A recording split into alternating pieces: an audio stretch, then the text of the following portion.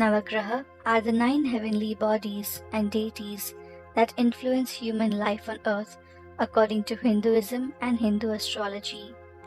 Ancient Indian scholars extensively studied the stars and other celestial bodies in the never-ending spatial sky.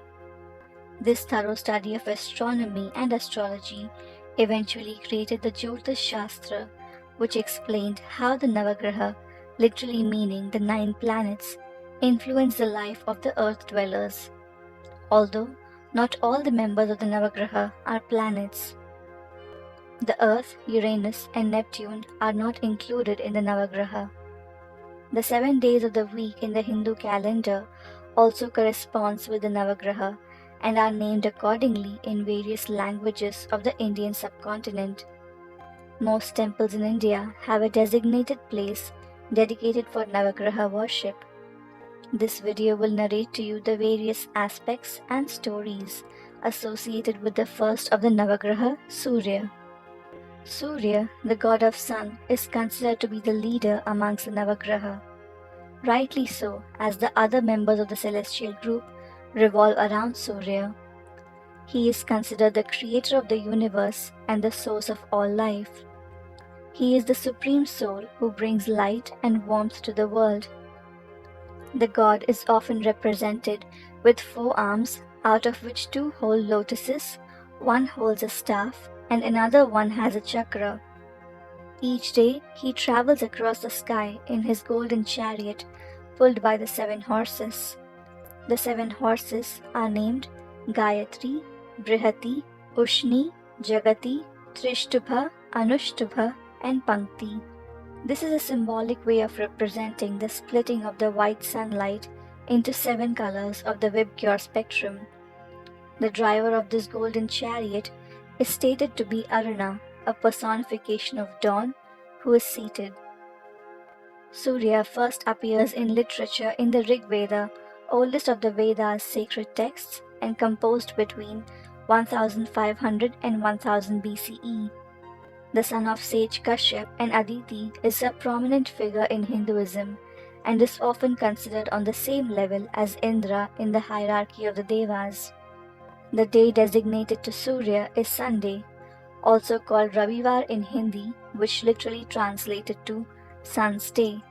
The color associated with the sun god is orange and gold, and to evoke the blessings of Surya, one is asked to pray to the god by offering water to the deity by pouring it from a vessel. Surya, as a Navagraha, embodies qualities such as leadership, ego, strength, authority, and vitality of a person.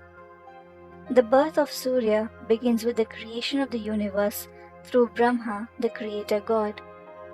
Brahma began the creation process by first creating Daksha and his wife from the tips of his right and left thumbs respectively. One of the 13 daughters of Daksha and his wife was Aditi, the mother of Surya. Aditi was married to a sage named Kashyap, with whom she gave birth to 12 sons. These sons were known as the 12 Adityas. Kashyap also had other wives to whom were born many other children, including the race of demons and also other species of animals and birds. A conflict arose between the Asuras and the Devas when Brahma allowed the gods to have a share of what was received from the sacrificial offerings or the yajna. This did not sit well with the demons, and as a result, a war ensued in which the Devas found themselves losing and were forced to give up their place in the heaven and their portion of the yajna. Seeing her sons tormented this way saddened Aditi greatly, and she reached the sun god Vivaswan and begged him for his help. After several days of fasting and devotion, the sun god was pleased and allowed Aditi to make a request of him. Aditi requested that the sun god be born as a son to her and a brother to her children so that he could defeat the powerful demons and restore her children to their rightful place in the heaven. The sun god Vivaswan accepted Aditi's request but said that he was far too powerful to be born to her in his fullness and therefore granted her 1,000th part of his essence to be born as a son. So this way, the sun god was born as an Ansha avatar to Aditi.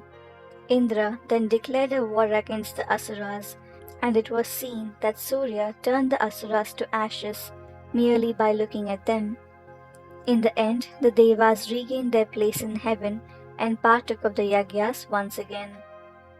Surya got married to Samugnya, with whom he had 3 children: Vaivasvata, who was one of the 14 original men or Manu, Yama, the god of death, and Yami, the goddess of the Yamuna river. Samugnya is often referred to as Sanjana in various scripts. Vishnu Puran tells the story that unable to bear Surya's intense heat, Samugnya, after giving birth to her 3 children, retires to the forest to practice harsh austerities in the form of a mare, leaving her shadow image Chaya behind. Chaya Devi is the Hindu personification or goddess of shadow.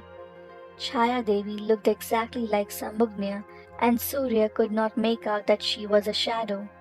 He lived with Chaya Devi and she gave birth to his 2 sons, Savarni Manu and Shani, and 2 daughters, Dhabadi and Vyati. However, Chaya became partial to her own children and ignored those of Samugna's. Yama suspected the behavior of who he thought was his mother and offended her.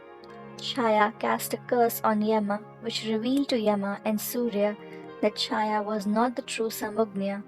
After extracting the truth from Chaya, Surya finds Samugnya and brings her back.